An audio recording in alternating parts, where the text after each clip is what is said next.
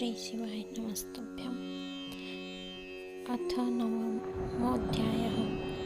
महेश्वर का ब्रह्मा और विष्णु को अपने निष्कल और सकल स्वरूप का परिचय देते हुए लिंग पूजन का महत्व बताना। नंदिकेश्वर बोले, वे दोनों ब्रह्मा और विष्णु भगवान शंकर को प्रणाम करके दोनों हाथ जोड़कर उनके दाएं बाएं भाग में चुपचाप खड़े हो गए। फिर उन्होंने वहां साक्षात प्रकट पूजनीय महादेव जी को कुटुंब सहित श्रेष्ठ आसन पर स्थापित करके पवित्र पुरुष वस्तुओं द्वारा उनका पूजन किया। दीर्घ काल तक अविकृत भाव से सुस्थित रहने वाले वस्तुओं को पुरुष वस्तु कहते हैं और अल्पकाल तक ही टिकने वाली वस्तु वे प्राकृत वस्तु कहलाती है। इस तरह वस्तुओं के दो भेद जानने चाहिए। किन पुरुष वस्तुओं से उन्होंने भगवान शिव का पूजन किया, यह बताया जाता है। हार, नूपुर, केयूर, किरीट, मणिमय कुंडल, यज्ञोपवीत, उत्तरीय वस्त्र, पुष्प, माला, रेशमी वस्त्र, हार, मुद्रिका, अंगूठी, पुष्प, तांबुल, कपूर, चंदन एवं अंगूरों का अनुलेप, धूप, दीप, श्वेत छत्र, व्यंजन, ध्वजा, चवर तथा अन्यान्य दिव्य उपहारों द्वारा उन दोनों ने अपने स्वामी महेश्वर का पूजन किया, जिन महेश्वर का वैभव वाणी और मन की पहुँच से परे था, जो केवल पशुपति परमात्मा के ही योग्य थे और जिन्हें पशु बद्ध जीव नहीं पा सकते थे। हे सनत कुमार, स्वामी के योग्य जो उत्तम वस्तुएं थी, उन सभी वस्तुओं का भगवान शंकर ने भी प्रसन्नतापूर्वक यथोचित रूप से सभासदों के बीच वितरण कर दिया, जिससे यह श्रेष्ठ परंपरा बनी रहे कि प्राप्त पदार्थों का वितरण आश्रितों में करना चाहिए। उन वस्तुओं को ग्रहण करने वाले सभासदों में वहाँ कोलाहल मच गया। इस प्रकार वहाँ पहले ही ब्रह्मा तथा विष्णु ने पूजित हुए शक्तिवर्धक भगवान शिव विनम्र उन दोनों देवताओं से हंसकर कहने लगे। ईश्वर बोले, हे पुत्रों, आज का दिन महान है। इससे तुम्हारे द्वारा जो आज मेरी पूजा हुई है, इससे मैं तुम लोगों पर बहुत प्रसन्न हूँ। इसी कारण यह दिन परम पवित्र और महान से महान होगा। आज की यह तिथि शिवरात्रि के नाम से विख्यात होकर मेरे लिए परम प्रिय होगी। इस समय जो मेरे लिंग, निष्कल अंग, आकृति से रहित निराकार स्वरूप के प्रतीक और वेर सकल साकार रूप के प्रतीक विग्रह की पूजा करेगा, वह पुरुष जगत की सृष्टि और पालन आदि कार्य भी कर सकता है। जो शिवरात्रि के दिन रात निराहार एवं जितेंद्रिय रहकर अपनी शक्ति के अनुसार निष्कपट भाव से मेरी यथोचित पूजा करेगा, उसको मिलाने वाले फल का वर्णन सुनो। 1 वर्ष तक निरंतर मेरी पूजा करने पर जो फल मिलता है, वह सारा फल केवल शिवरात्रि को मेरा पूजन करने से मनुष्य तत्काल प्राप्त कर लेता है। जैसे पूर्ण चंद्रमा का उदय समुद्र की वृद्धि का अवसर है, उसी प्रकार यह शिवरात्रि तिथि मेरे धर्म की वृद्धि का समय है। इस तिथि में मेरी स्थापना आदि का मंगलमय उत्सव होना चाहिए। हे वत्सों, पहले मैं जब ज्योतिर्मय स्तंभ रूप से प्रकट हुआ था, उस समय मार्गशीर्ष मास में आर्द्रा नक्षत्र था।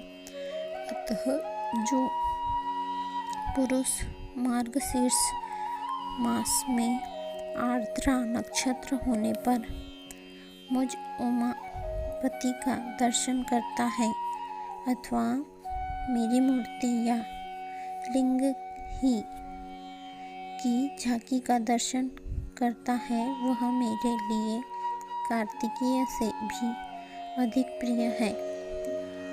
उस शुभ दिन मेरे दर्शन मात्र से पूरा फल प्राप्त होता है। यदि दर्शन के साथ साथ मेरा पूजन भी किया जाए तो उसका अधिक फल प्राप्त होता है, जिसका वाणी द्वारा वर्णन नहीं हो सकता। इस रणभूमि में मैं लिंग रूप से प्रकट होकर बहुत बड़ा हो गया था। अतः उस लिंग के कारण यह भूतल लिंग स्थान के नाम से प्रसिद्ध हुआ।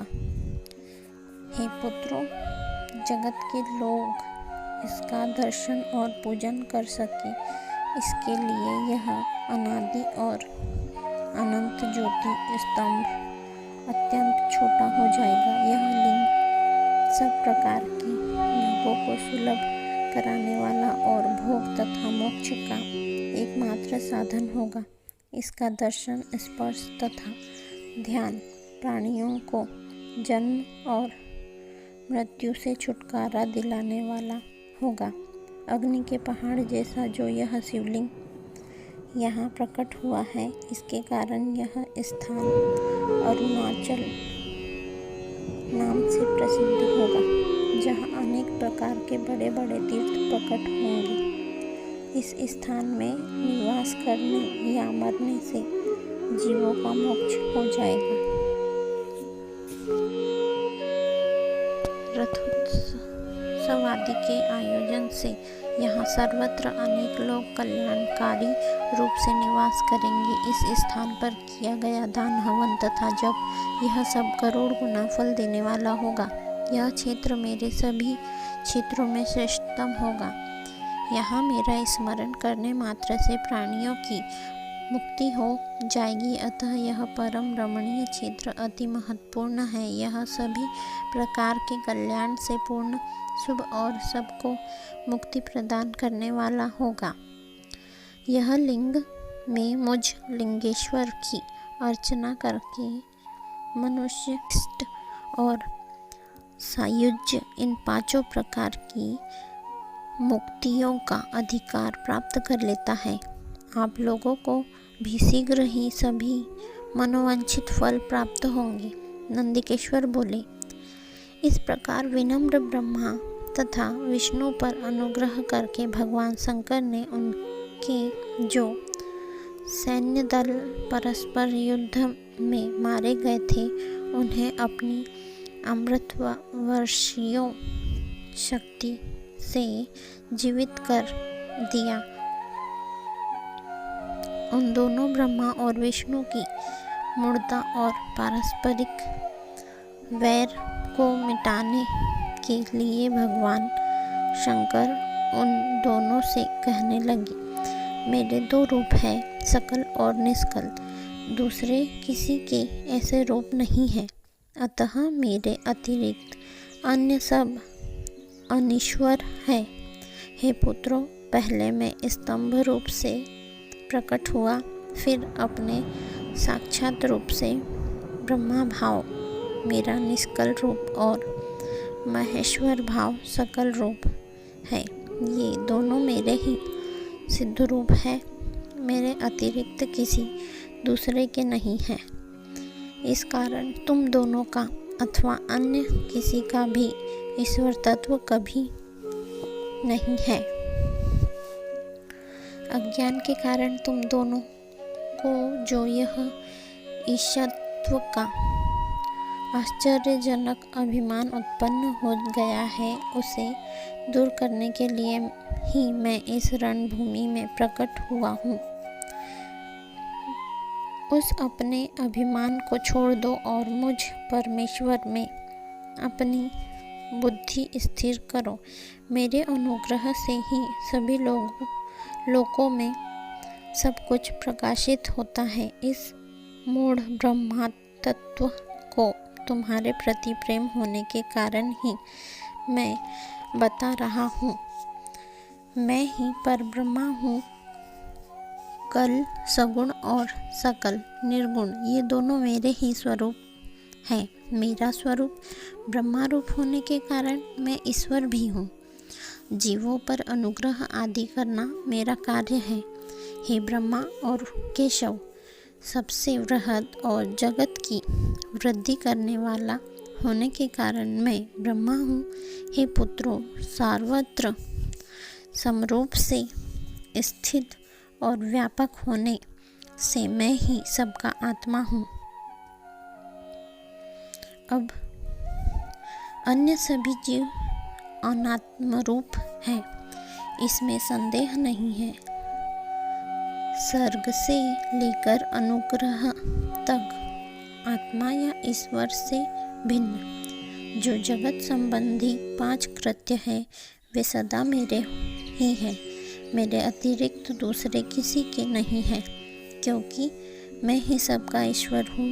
पहले मेरी ब्रह्मा रूप पताका बोध कराने के लिए निष्कल लिंग प्रकट हुआ था।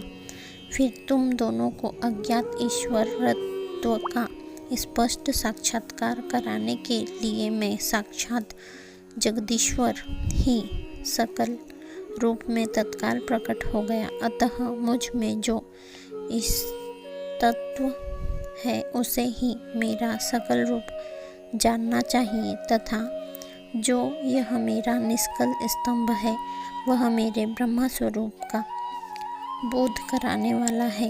हे पुत्रों, लिंग लक्षण युक्त होने के कारण यह मेरा ही लिंग चिन्ह है। तुम दोनों को प्रतिदिन यहाँ रहकर इसका पूजन करना चाहिए। यह मेरा ही स्वरूप है और मेरे सामीप्य की प्राप्ति कराने वाला है। लिंग और लिंग में नित्य अभेद होने के कारण मेरे इस लिंग का महान पुरुषों को भी पूजन करना चाहिए। हे वत्सो, जहाँ जिस किसी ने मेरे लिंग को स्थापित कर लिया वहाँ मैं अप्रतिष्ठित होने पर भी प्रतिष्ठित हो जाता हूँ। मेरे एक लिंग की स्थापना करने का फल मेरी समानता की प्राप्ति बताया गया है। एक के बाद दूसरे शिवलिंग की भी स्थापना कर दी गई। तब फलस्वरूप से मेरे साथ एकत्व सामुज्य मोक्ष रूप फल प्राप्त होता है। प्रधानतया शिवलिंग की ही स्थापना करनी चाहिए। मूर्ति की स्थापना उसकी अपेक्षा गौण है। शिवलिंग के अभाव में सब ओर से मूर्ति युक्त होने पर भी यह स्थान क्षेत्र नहीं कहलाता है। इस प्रकार श्री शिव महापुराण के अंतर्गत प्रथम विद्येश्वर संहिता में शिव के महेश्वरत्व का वर्णन नामक 9वां अध्याय पूर्ण हुआ। श्री शिवाय नमस्तुभ्यम। कृपया कमेंट में ओम नमः शिवाय अथवा श्री शिवाय नमस्तुभ्यम लिखिए। धन्यवाद।